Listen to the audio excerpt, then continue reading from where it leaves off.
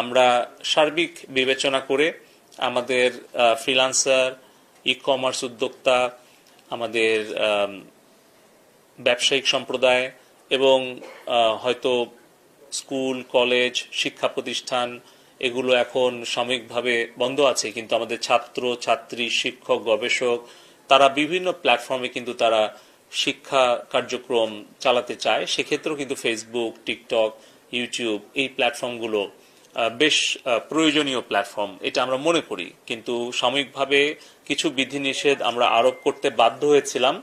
তবে আমি আনুষ্ঠানিকভাবে আজকে আপনাদেরকে জানাতে চাচ্ছি যে আজকে আমরা সেই বিধিনিষেধ আমরা প্রত্যাহার করে নিচ্ছি এবং বাংলাদেশে আমাদের সাইবার স্পেসে আমরা ফেসবুক, টিকটক এবং ইউটিউব এর কার্যক্রম পরিচালনা করতে আর কোনো আমরা বাধা রাখছি না। এটা সম্পূর্ণভাবে সবগুলো অ্যাপ্লিকেশন আমরা ওপেন করে দিচ্ছি। সবাইকে ধন্যবাদ।